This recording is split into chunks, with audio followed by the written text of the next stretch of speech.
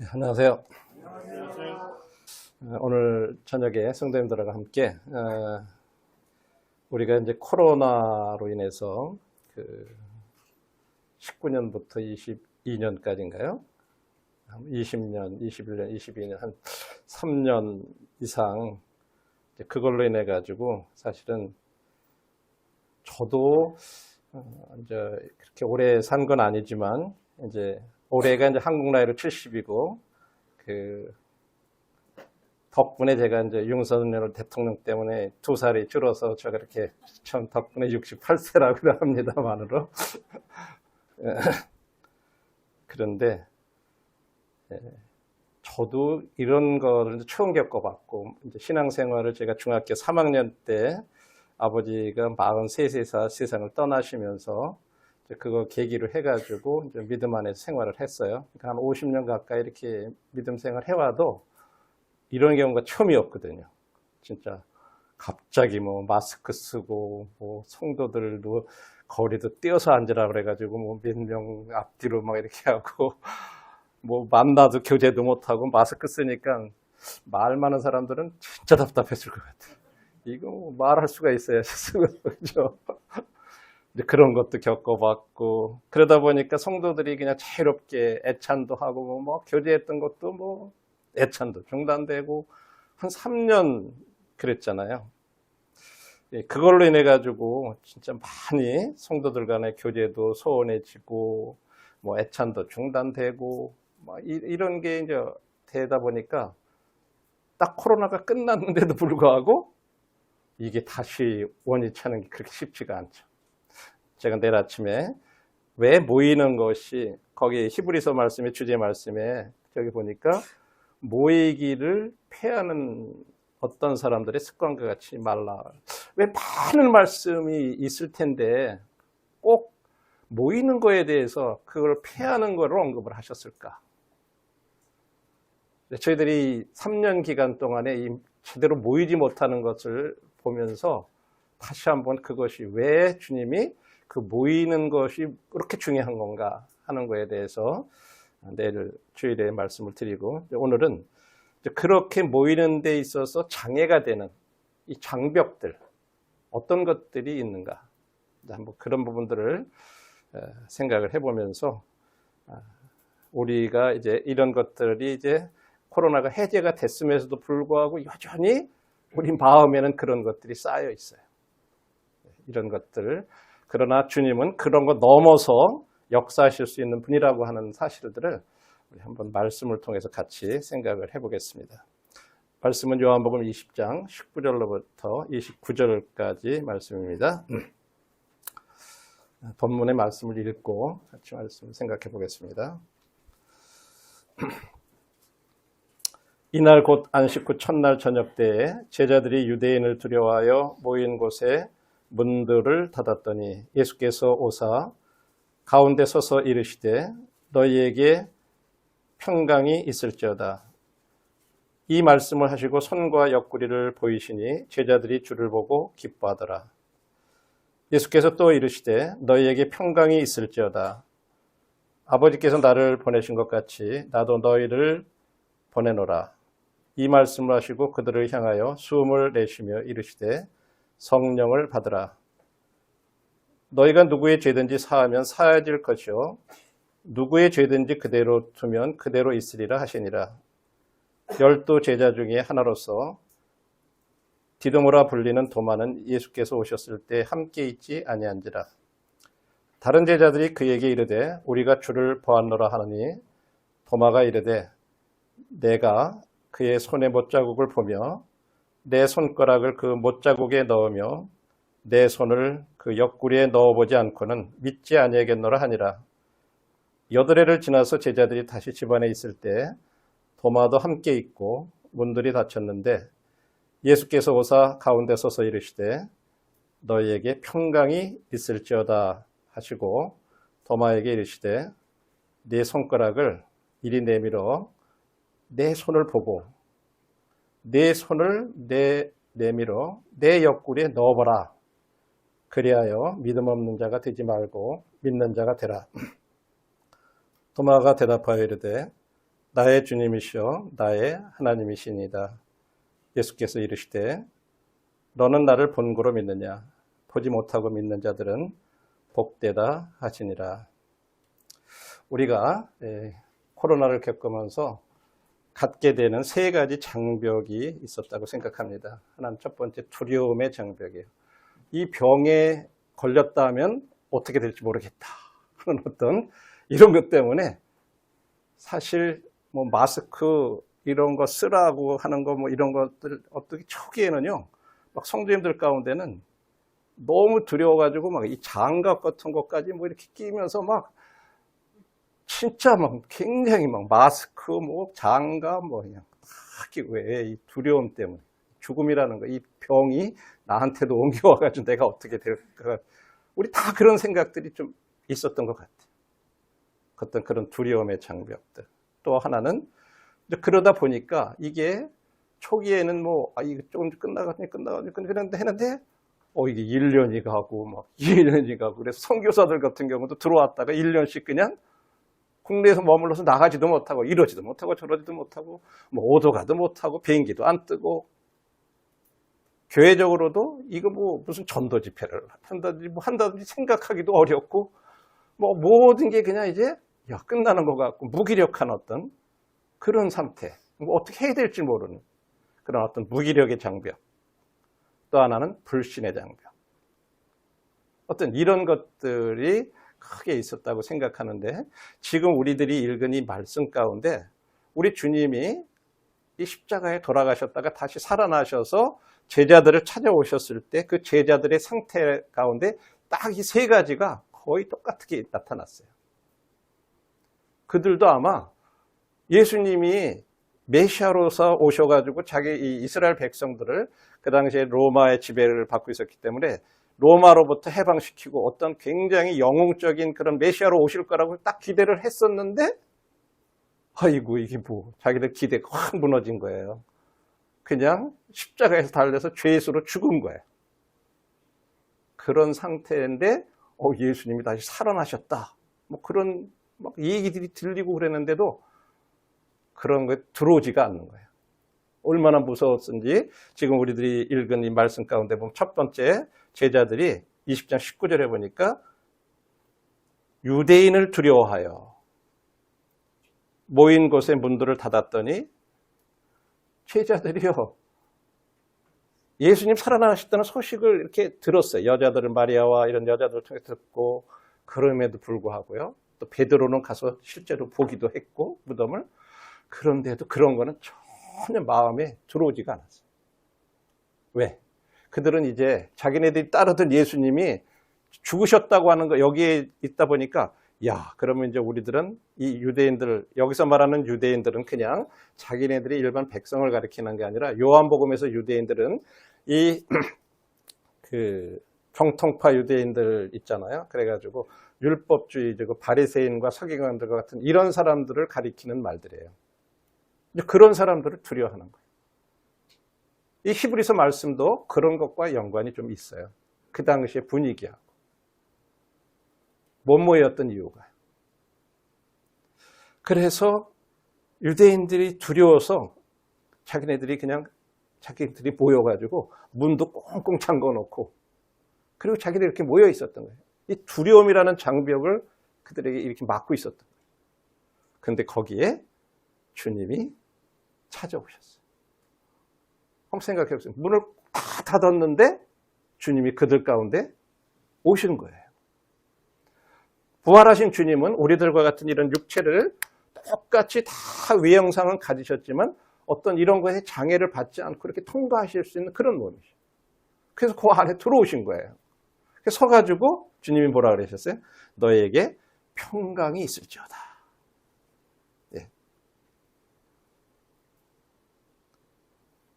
이 유대인들이 앞으로 이제 유대인들한테 그런 이런 종교적인 리더들이나 이런 사람들한테 핍박받을까 봐 막 예상하고 두려워했고 그러다 보니까 이 주님이 살아나셨다고 하는 것에 대해서 전혀 귀에 막달라 마리아 얘기하고 그런 거 들리지도 않았던 거죠. 아마 성도님들도요, 어떤 일 아주 굉장히 어려움이나 이런 거 탁 닥치면요, 다른 사람이 얘기하고 그래도요, 그게 이상하게 안 들려요. 우리 사람이 그런 때가 있어요. 어떤 일에 막 딱 거기에 너무 어떤 충격을 받거나 막 이런 가운데 있잖아요. 다른 사람이 얘기해도요, 전혀 안 들어와요. 그런 것들. 똑같아, 제자들도. 왜? 이 두려움이라는 것을 딱 사로잡고 있었기 때문에 이 두려움의 장벽에 딱 갇혀 있었던 거예요. 그때 주님이 오셨죠. 그래서 여기를 통해서 우리에게 첫 번째 주시는 건 뭐냐면, 두려움에 대한 답은 뭐냐면 주님의 평안이에요. 주님이 주시는 평강. 그거 아니면 그 두려움의 문제가 해결될 수가 없어요. 여러분들이 우리가 겪었듯이 코로나 때 그 코로나로 인해 가지고 막 계속 방송에서 뭐 막 하루에 몇 명 막 그런 게 계속 들어오니까, 야, 이건 나도 언제 저거 걸릴지 모르겠다. 나도 어떻게 될지 모르겠다. 뭐 그런 것들이 우리들을 어떻게 보면 다 감쌌어요, 그냥. 우리들 자신들도 믿음 안에 있다 그랬지만 그런 거에 두려움에 갇혀 있었던 거죠. 그렇지 않나요? 그러다 보니까 진짜로 이렇게 성도들이 같이 모이는 것조차도 나도 두려운 거예요, 이제. 하나는 내가 그럴까 봐도 두렵고, 또 하나는 나로 인해 가지고 또 다른 사람에게 피해를 줄까 봐도 그렇고. 어쨌든 그들 중에 하나잖아요. 그죠? 그래서 조금만 이상하면 일단 빠지는 거예요. 안 나오는 거예요. 이게 이제 자연스럽게 그렇게 되는 거죠. 그때 주님이 그 가운데 오셔서 평안을 너희에게 끼치노니 나의 평안을 너희에게 주노라. 주님이 주시는 평안은요, 사실 이 세상에서 주시는 그런 평안이 아니에요. 지금 두려움 가운데 있는 이 제자들의 첫 번째 필요가 무엇인지 주님이 정확히 아셨던 거예요. 두려움을 극복할 수 있는 것은 우리 마음의 평안인데, 주님의 평안은 이런 두려움의 장벽을 넘어서 찾아올 수 있다고 하는 거예요. 꽁꽁 숨어있는, 문을 잠고 있는 그 가운데도 찾아오실 수 있는 거예요. 그래서 이제 14장 27절에서 주님이 하신 말씀 가운데, 이것은 그때 제자들한테 나오셔서 하기 전에 사실은 이미 십자가에서 죽기 전에 주님이 하셨던 말씀이에요. 평안을 너희한테 끼친다. 곧 나의 평안을 너희에게 주노라. 내가 너희에게 주는 것은 세상이 주는 것과 같지 아니하니 너희는 마음에 근심하지 말고 두려워하지 말라. 우리가 세상에서 언제 평안을 얻나요? 우리가 원하는 어떤 환경이 되면 우리는 평안을 느껴요. 그런데 그 환경이 변하면 그 평안은 곧 깨져요. 그렇죠? 그러나 주님이 주시는 평안, 세상이 주는 평안은 이런 환경에 의해서 좌우되는 평안이에요. 그런데 주님이 여기서 뭐라냐면 나의 평안을 너에게 준다. 주님이 주시는 평안은 환경에 좌우되는 그런 평안이 아니라고 하는 거죠. 왜냐하면 이 평안은요, 성령의 열매 중에 하나예요.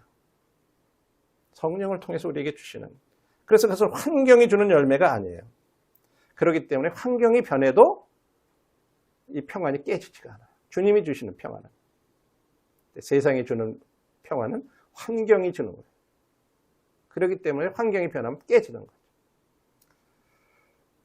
이것이 그래서 첫 번째, 우리들에게 두려움의 장벽, 이 코로나 때 겪었던 어떤 그런 것들. 지금하고 그때하고 어떤 차이가 있다고 생각하세요? 지금은요, 코로나 걸려도요, 별로 대수롭게 생각 안 해요. 그죠? 뭐, 아마 그때는요, 내가 코로나 걸렸다면 죄인같이 생각이 됐어요.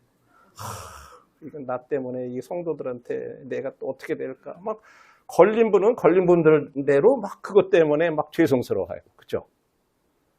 또 건강한 분들은 어휴, 그거 지지 못하고 코로나 걸려가지고 말이야 우리들을 위협하냐고 또 속에서 또 그런 마음도 생기고 그랬잖아요. 근데 지금은 똑같이 똑같은 코로나. 그때 코로나하고 지금 코로나하고 달라요? 똑같은데도 지금은 그냥 일반 감기 취급해요. 뭐가 차이가 있어요? 그 당시하고 지금하고. 그렇잖아요. 근데 우리가 이런 걸 경험해 본 거잖아요, 지금. 그 당시에 우리 두려움이라는 게 얼마나 우리를 사로잡고 그 장벽이 컸는지. 이제 이런 걸 우리가 겪어봤고 지금 이제 이런 것을 뛰어넘어서 이제는 주님이 우리들한테 주시는 평안, 그런 시편 같은 데서도 그런 연병이나 이런 것으로부터 우리 지켜주시겠다고 말씀하고 있지만 그 당시에 그런 걸 성도들에게 교제해도요, 저도 그렇고 그 말씀이 별로 그건 그 말씀이 그거 우리가 당장 이런 거 겪고 뭐 이렇게 받아들이면서 우리들의 행동은 그 말씀하고 다르게 행동을 하거든요. 그래 왔었잖아요. 자, 이것이 이제 첫 번째 제자들이 겪었던 그런 두려움의 장벽에 대해서 주님이 주시는 평안으로 그들이 그것을 극복할 수 있게 하셨다고 하는 거. 오늘날도 마찬가지죠. 이제 코로나 그런 것들이 다 지나서 뭐 지금 내일 더 추가로 말씀드리기 때문에 여기 할게요. 네. 그 다음에 이제 두 번째로 제자들을 그렇게 이제 찾아오셔가지고 평안을 이렇게 하신 다음에 두 번째 제자들이요, 똑같이 뭐 어떤 장벽에 있었냐면 무기력의 장벽에 이렇게 갇혀 있었더랬어요. 이제 우리는 어떻게 하지? 우리가 따르던 그 주님이 이게 죽어가지고 이제 십자가에서 그냥 죽으셔버리고 무덤에 묻히셨고, 우리 이제 어떻게 하지? 거기 찾아오셔서 너에게 평강이 있을지어다. 그러는데 제자들이 반응이 없어요. 와, 지금 살아나셨네 하고 막 처음에 그래야 될 것 같은데 반응이 없어요. 그만큼 무기력해. 그러니까 하도 저기 하니까 야, 손 옆구리를 이렇게 보이셔. 나 진짜 내가 죽었다가 이렇게 살아난 거라고 다 보라고.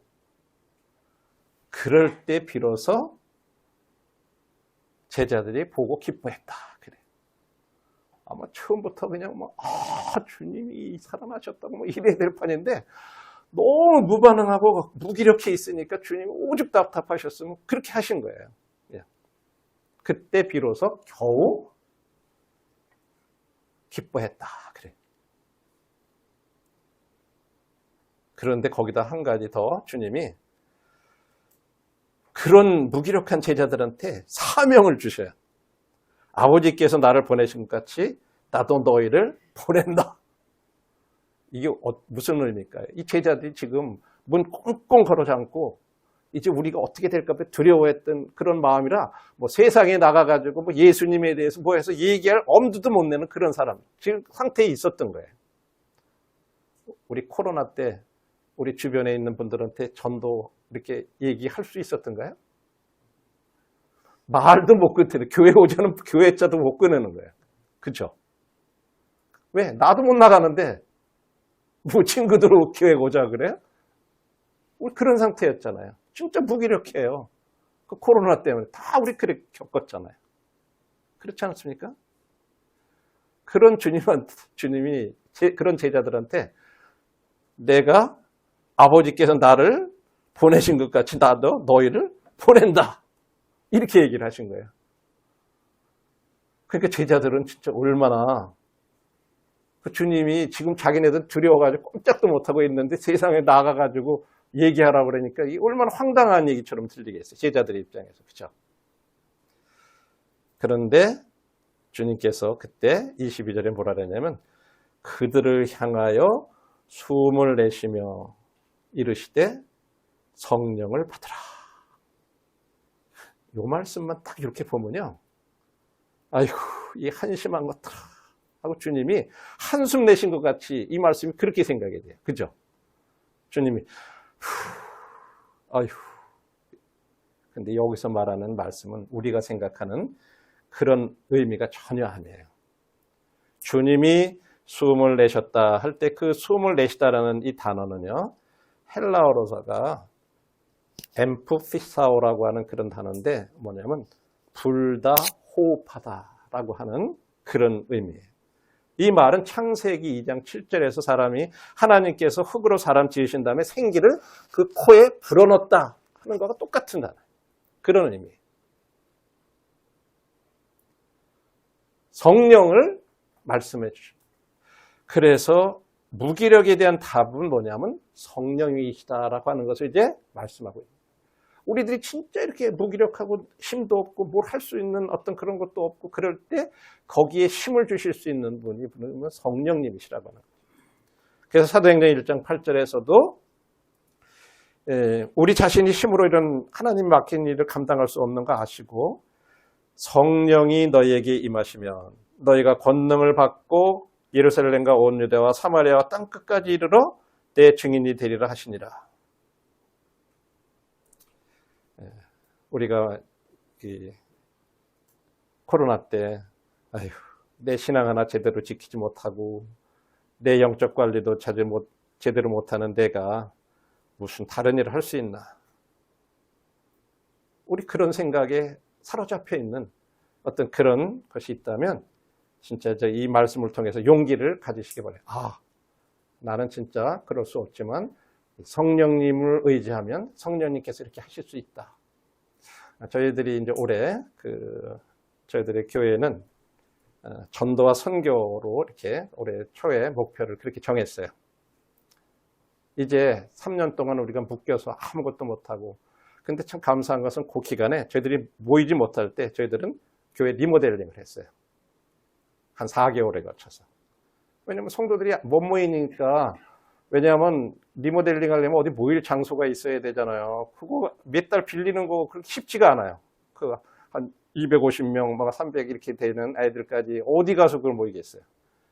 그래서 교회적으로 결정을 하기를 우리 이 기간에 리모델링을 하도록 하자.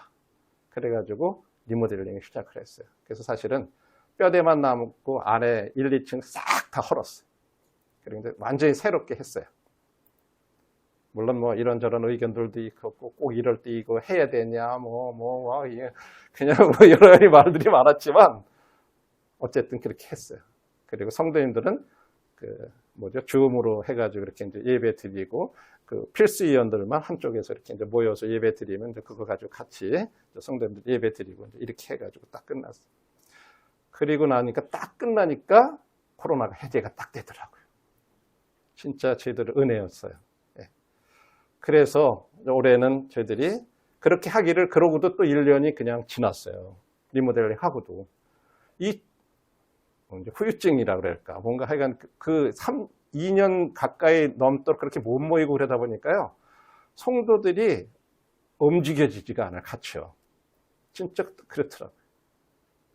그러니까 조금 모이고 저희들은 물론 그 기간에도 계속해서 이제 모이고 그렇게 하다가 그 리모델링 기간에 잠깐 쉬었다가 이렇게 하긴 했지만 다시 모이는 게 그렇게 쉽지가 않더라고요. 그러니까는 조금 이렇게 회복하고 교제하고 그러는 쪽에 이제 초점을 맞춰서 모임의 성도들이 소그룹으로 이렇게 이제 나이별로 연령별로 묶어가지고 청년들끼리 그다음에 신혼들 부부들 초기에 이제 애들 있는 부분 그 그룹끼리 또 나이 그룹으로 이런 식으로 해서 나이 많은 분들끼리 이렇게 다 해서 일단 친교를 목적으로 하자고 그랬어요. 왜냐하면 코로나 때 하도 안 모여놓으니까 사회적 거리 이거 두자고 그러니까 성도 교제들이 굉장히 소원해진 거예요. 그래서 이거 안 된다. 그래서 일단 같이 모여서 뭐 차를 마시든 뭐를 하시든 어쩌면 대화를 할 수 있는 해제됐는데도 1년 동안 그게 회복이 그렇게 어렵더라고요. 그런데 어쨌든 그렇게 해가지고 1년 그렇게 가고 이제 올해 2024년은 우리가 목표를 이렇게 하면 안 되겠다. 우리 전도하자. 선교하는 이거에서 목표를 교회적으로 정하고 계속 그런 것들을 기도하면서 어떻게 했냐면 우리가 그동안에 이제 구도자들이나 이런 걸 모셔오는 게 너무 그동안 어렵다 보니까 성도들도 엄두도 안 나고 그런 구도자들도 없고 그래서 안 되겠다. 이제 구도자들 찾아가자. 그래서 찾아가는 복음반 이렇게 해가지고 찾아가는 복음반에서 인력 사무실을 운영하는 그런 공단에 이제 그런 형제님이 계세요. 그 사무실에 이제 거기를 거점으로 해가지고 자매님들이 교회에서 애찬 시간에 준비를 다 해가지고 저녁 시간에 거기를 찾아가는 거예요. 그래서 식사를 다 준비를 해놔요. 그러면 거기서 그날 일을 나갔던 분들 중에 일부 원하는 분들의 아침에 이제 오면 그 인력 하시는 형님이 우리 오늘 저녁에 이런 거 있으시니까 한번 참석해 보겠냐. 이제 이렇게 해가지고 자원하는 분들이 오는 거죠. 그렇게 해서 식사 제공하면서 거기에서 형제님들이 거기서 PPT 띄워놓고 복음을 전하시는 거예요. 그렇게 하고 한 번 7주 그렇게 하시고 조금 약간 쉬었다가 다시 이번에 이제 7주에서 다시 시작을 해요. 이러다 보니까 자매님들은 그쪽에 이렇게 봉사들을 하시게 되고 교회가 힘이 되고, 그다음에 그 옆에 바로 예배당 옆에 그 한 자매님이 그 작은 땅 도서관이라고 그래가지고 이제 할머니나 이런 분들한테 한글 모르는 분들한테 한글 가르쳐 준다든지 그 어린 초등학생이나 이런 데들 중에 좀 가정이 어려운 애들은 이렇게 와가지고 거기서 이제 공부를 가르쳐 준다든지 이런 일을 해요. 근데 거기에 오시는 노인들이 계신데 그분들을 자연스럽게 모임의 형제 자매님들이 거기에 가셔가지고 한글을 가르쳐 주는 거예요. 그러면서 그분들하고 자연스럽게 대화하고 평소에 이렇게 사귀어 놓다가 예배당에서 한 번 정도씩 식사를 준비해가지고 자매님들이 딱 해가면 그냥 바로 옆이니까 와가지고, 그런데도 그거 처음엔 안 올라고 그러시더라고요. 이 교회라는 데만 들어가면 뭐가 되는 줄 알고 이분들이 처음에는 그것도 안 올라고 그래요. 진짜로. 그냥 식사만 하러 오시라고 그래요. 우리들 뭐 얘기한다든지 하나님에 대해서 절대 얘기 안 하고 그냥 식사만 하러 오시라고 그래도 안 올라고 그래요. 근데 그런 것들이 한 번, 두 번 이런 식으로 해서 모임의 노인 자매님들하고 그렇게 하니까 이제 조금씩 이제 그냥 그분들이 마음을 여는 거예요. 그래서 거기에서 자연스럽게 거기에 이제 모임의 젊은 장로 형제님 한 분이 그사이에서 한 20분 정도 이렇게 이제 얘기를 해요. 복음에 대해서. 이렇게 해가지고요. 실제적으로 최근에 81세 되신 할머니인데, 나 이제 예수님 믿겠다 하면서 자기 집에 신주단지 있는데 그것 좀 와가지고 부숴달라고. 그래가지고 엊그제 가가지고 뛰어가지고 와서 예배당 근처에 와서 다 깨트리고, 그리고 그분이 수요일날 교회를 나오셨어요. 주님 그렇게 실제 역사하시더라고요. 그래서 우리가 가만히 있는 게 아니라 진짜 찾아나가면 주님이 전도하자 그러고 교회가 전체적으로 그런 쪽에 마음을 합치니까요. 올해는 소그룹도 그래서 어떻게 하냐면 각 그룹별로 자기들이 교회 안에서 쭉 이제 교회가 우리가 필요한 목록들을 이렇게 쭉 한 다음에 거기에서 우리 그룹은 어떤 일을 하겠다. 그러면 그거를 그 그룹에서 택하는 거예요. 그래서 1년 동안은 우리 그룹은 그런 일을 하겠다. 저거 예를 들어서 지금 작은 땅 도서관을 나는 그런 일에 가서 이렇게 돕겠다. 어느 그룹은 그 자매님들이 그렇게 결정을 하면 그 자매님들 그룹이 거기에 와서 그런 한글 가르치는 것들 이런 것들을 돕는 거예요. 또 어떤 그룹들은 우리는 올해 어느 선교사들을 이렇게 집중적으로 돕겠다. 그러면 어느 한 선교사를 위해서 매달 얼마씩 그 그룹에서 그냥 그 자매님들끼리 해서 보내는 거예요. 그래서 이제 어느 선교가 어려운지 이런 성보를 이제 저희들한테 이제 여쭈면 열린 길에서 이제 그런 걸 이렇게 알려주면 그럼 우리가 어느 선교사를 위해서 기도하겠다. 그럼 그 자매님들은 매주 이렇게 모여서 기도하고 거기를 위해서 한 달에 한 번씩 이렇게 보내시는 거예요. 많은 돈은 아니에요. 좀 어쨌든 교회가 전체적으로 그렇게 하다 보니까 또 남자 형제님들 60대, 70대 그룹은 믿지 않는 남편들 이 교회로 가면 안 오니까 그냥 카페 같은 데서 이렇게 나오시라고 차 한잔 하자고 이래가지고 자연스럽게 남편들하고 모여서 두 분이 지금 나와요. 그 교회까지 참석을 해요. 자연스럽게 그렇게 되는 거예요. 처음부터 교회 오라고 하면 안 오는데 그냥 부인 친구들이라고 해가지고 이런 식으로 해서 이제 모여서 그렇게 하는 거죠. 그렇게 하면서 지금 주님이 성도들의 마음 가운데 이제 그런 마음들을 주시니까 성령께서도 그런 길들을 열으시는 거예요. 그 외에도 이렇게 시간 관계상 거기까지 한번 말씀드릴게요. 그래서 성령을 받은 이 제자들을 전할 이 복음의 능력, 20장 23절에 보면 주님은 너희가 누구의 죄든지 사하면 사하지할 것이요 누구의 죄든지 그대로 두면 그대로 있으리라 하시니라. 이 말대로 이거를 문자 그대로 제자들이 내 죄 용서받아라 하면 용서되고 용서를 안 하면 그대로 있게 된다. 그런 말이 아니에요. 성령을 받은 제자들이 세상에 나가서 복음을 전하게 될 때 그 복음을 받은 사람들은 죄를 용서받고 복음을 거절한 사람들은 죄를 용서받지 못한다 하는 그런 말씀을 지금 그렇게 얘기하신 거예요. 이 복음의 능력에 대해서 주님이 지금 말씀하신 거죠. 이 무기력의 장벽에 갇혀있던 그 제자들아 할지라도 주님이 찾아오셔서 성령을 주셔서 능력으로 복음을 전하면요, 그 가족, 친구, 친척들이 죄 용서를 받을 수 있다고 하는 거죠. 우리들도 그렇게 됐어요. 우리 모두가 무력하고 그렇지만 우리가 주님 그래요. 저는 진짜 무능한 사람이고 제 스스로 아무것도 할 수 없어요. 진짜 성령님을 통해서 도와주시지 않으면 할 수 없어요. 우리가 진짜 주님 앞에 간절히 그런 마음을 가지고 의지하면 우리 안에 계신 성령께서, 저와 형제님들은 다 성령이 있어요. 지금 우리 안에 누구든지 다 거듭난 사람들은 다 모시고 있는데 그분이 활동할 수 있도록 우리가 그분에게 우리 자신을 맡기지 못하기 때문에 그냥 내가 뭐를 해보려고 그러니까 두렵고 안 되고 그런 거죠. 지금 요즘 저희들은 그런 것들을 모임 안에서 경험하면서 계속 주님이 길을 열어가셔요. 거기에 자매님들 두 분이, 한 자매님은 한국어과 박사 학위를 울산대학교에서 하고, 하나는 자매님은 석사과정을 하는데, 두 과정을 하는데 이 자매님들한테 외국인들을 맡기면서 이 사람들이 하고 실습을 시키게 하시는 거예요. 그러니까 자연적으로 그 외국인들을 만나서 해야 되는데, 이 자매님이 작은 땅 도서관을 운영하는데 중구청으로부터 너희들이 외국인들한테 한국어를 가르칠 수 있는 자격을 도서관에다 부여를 했어요. 그러니까 자연스럽게 대학교에서 만난 그 사람들이 실습하려면 거기 와야 되는 거예요. 외국인들이 지금 몽골 어디 생계 국가가 해서 지금 6명이 신청을 해놔 있어요. 10명까지 허가가 됐는데. 그러면 이제 오면은 자연스럽게 그분들하고 이제 해서 복음을 전할 수 있도록.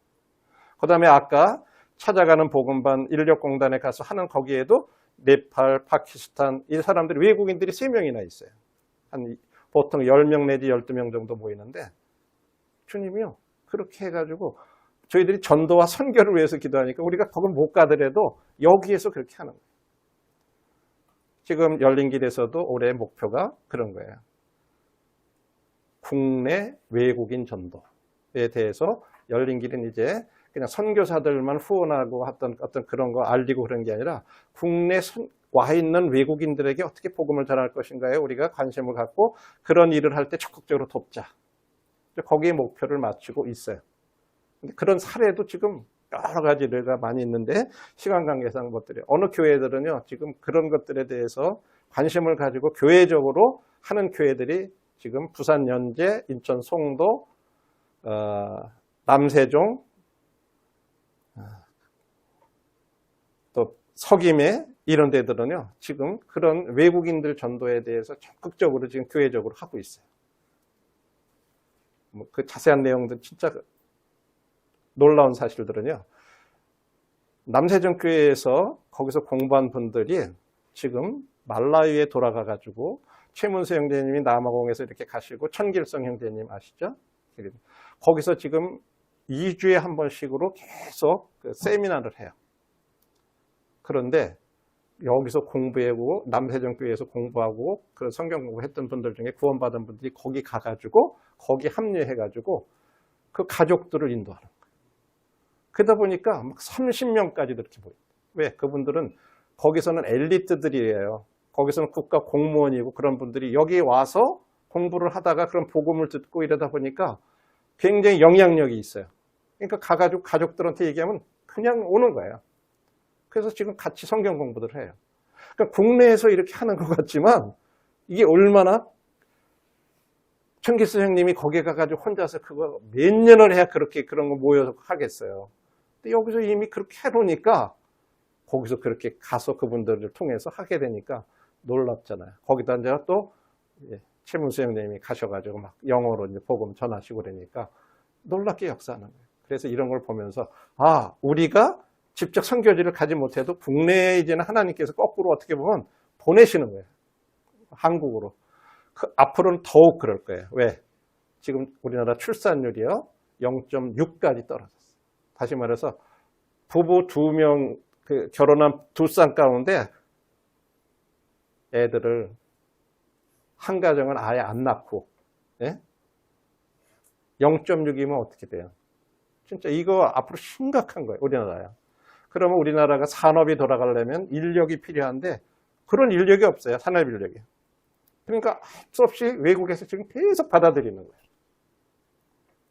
거기에 대해서 우리들이 대비하고 그런 외국인들에 대해서 복음을 전하고 그러다 보니까 또 어떻게 돼요? 그들이 들어와서 한국 사람들하고 막 결혼하고 그래가지고 다문화 가정들이 막 생겼잖아요. 지금 우리나라 해외에서 들어와 있는 사람들이요. 250만에 등록된 사람들이. 그리고 그냥 불법 체류자라든지 이런 것들 다 합치면 약 300만 명 된다 그래요. 이제 이게 막 400만, 500만, 그럼 우리나라 5천만 인구의 10분의 1이에요. 이건 보통 작은 숫자가 아니죠. 이런 거 대비해서 남원에서도 제가 알기는 하긴 그런 전에 남아공이나 이런 분들이 이렇게 전하고 그러셨는데 이거를 조금 더 기도하고 교회적으로 이런 일들에 대해서 하셔야 되고 그렇다고 생각해요.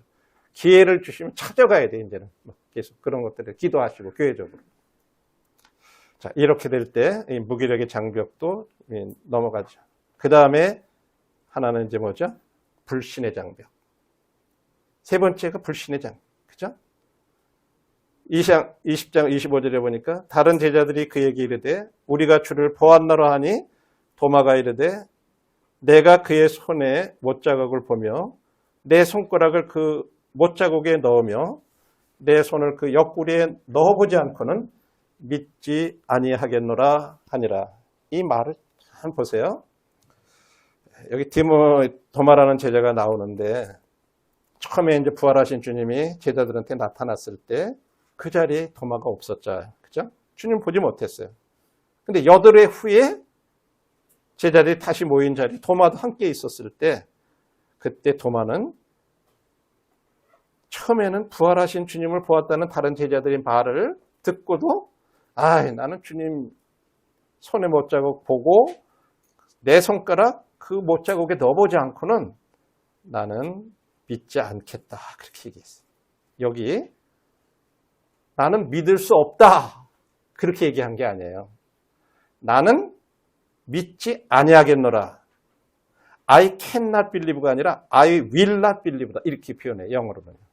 할 수 없는 게 아니라 I will. 나는 믿지 아니하겠다. 의지의 표현이에요. 나는 못 믿겠어. 이런 표현이에요.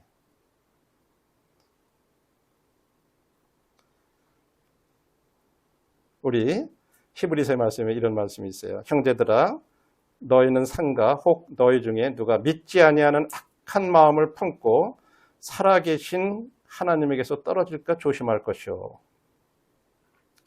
여기 히브리 기자는요.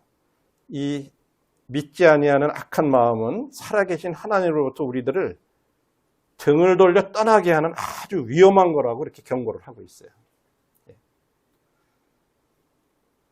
그랬을 때 주님께서 20장 27절에 이렇게 얘기해요. 도마에게 이르시되 내 손가락을 이리 내밀어 내 손을 보고 내 손을 내밀어 내 옆구리에 넣어봐라. 그리하여 믿음 없는 자가 되지 말고 믿는 자가 되라.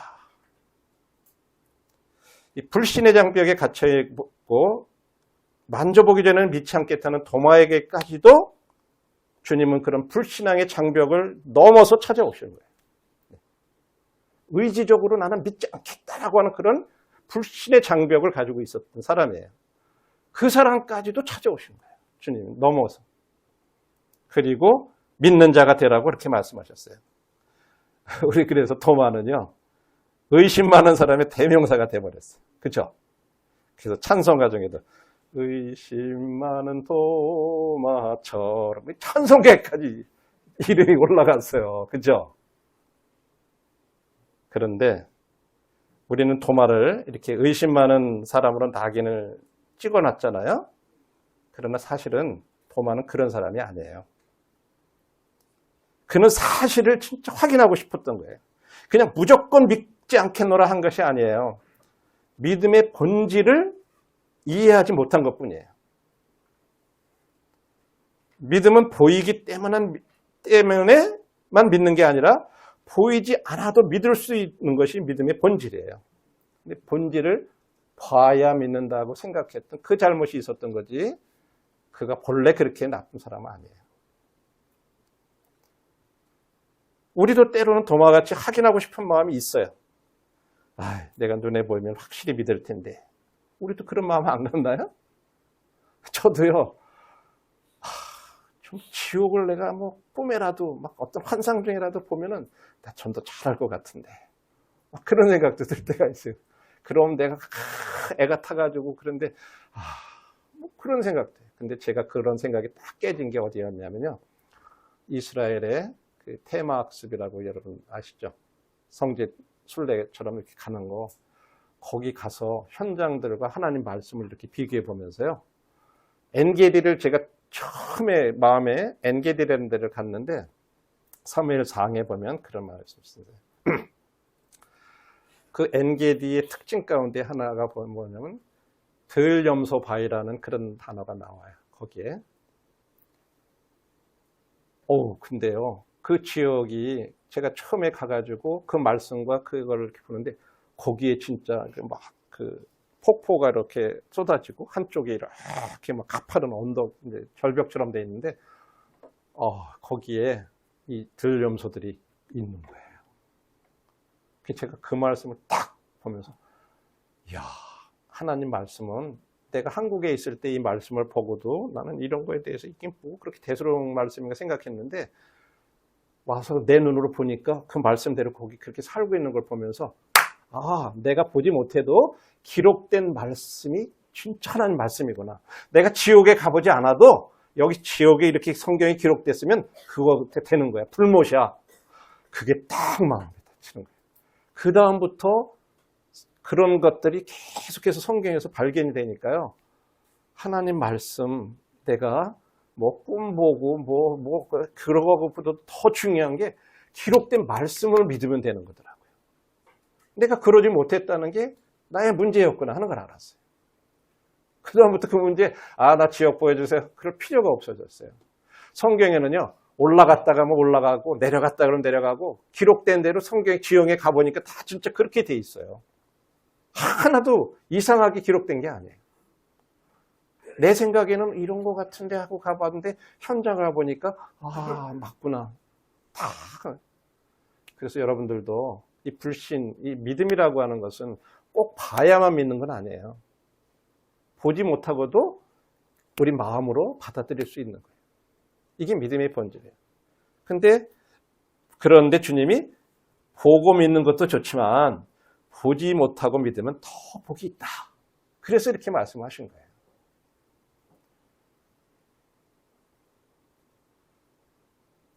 그래서 불신앙에 대한 답은 보지 못해도 믿는 게 답이에요. 지금 말씀드린 것처럼 보지 못해도 그대로 믿는 것. 우리는 보여주면 더 잘 믿을 것 같은데 그러잖아요. 나사로와 거지 나사로 보여요. 아니요. 죽은 사람이 가서 얘기하면 다 믿을 거라고 그러니까 거기에 모세와 선지자들이 있는데 그들의 말을 믿지 않으면 죽은 자가 가서 살아나서 얘기해도 네가 진짜 죽었다 살아난 거야. 뭐 기절했다 깨난 거지. 이렇게 안 믿는다는 거예요. 똑같다는 거예요. 그것도 안 믿는. 죽은 자가 살아나서 얘기해도 믿지 않는 마음 가지면요 안 된다는 거예요. 그래서 주님이 예수께서 이르시되 너는 나를 본고로 믿느냐? 보지 못하고 믿는 자들은 복되도다. 이렇게 말씀. 그래서 우리가 결론을 이렇게 적으로 생각을 해보면 두려움의 장벽의 해답은 뭐라고요? 주님이 주시는 평강이에요. 그렇죠? 주님이 주시는 평안, 세상이 주는 평안하고 달라요. 환경에 의해서 주는 게 아니라 주님이 주시는 평안은 그렇지 않다고 그랬어요. 그 다음에 무기력하고 우리가 진짜 나는 아무것도 할 수 없고 그런 장벽, 그런 데 갇혀 있다면 그거 해결책은 성령님, 성령의 능력. 그걸로 해결할 수 있어요. 그 다음에 불신앙의 장벽은 뭐예요? 보지 못해도 믿는 거. 기록된 말씀을 우리들이 그대로 받아들이는 이런 것들이 답이 된다는 거죠. 그래서 우리들이 결론의 말씀 드리면 주님이 이 세 가지 장벽에 갇혀있는 제자들에게 3번씩이나 너에게 평강이 있을지어다 얘기했어요. 한 번 그냥 하고 딱 끝난 게 아니에요. 두려움에 있는 제자들에게 그 무기력한 제자들에게도 평강이 있을지어다. 불신앙에 있는 그 사람들에게도 평강이 있을지어다. 주님 계속 얘기하셔요. 19절에도 그랬잖아요. 두려움으로 문을 잠그고 모여있는 제자들에게도 너에게 평강이 있을지어다. 또 세상에 내보내기 전에 그 무기력한 제자들을 향해서도 또 한 번 너에게 평강이 있을지어다.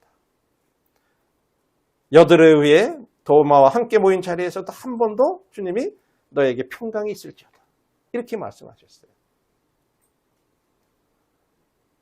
우리 사랑하는 성도님들 함께 주님의 이런 말씀을 우리를 찾아오셔서 내가 그런데 갇혀있지라도 주님은 그것을 넘어서 나를 찾아오셔서 그렇게 하실 수 있는 분이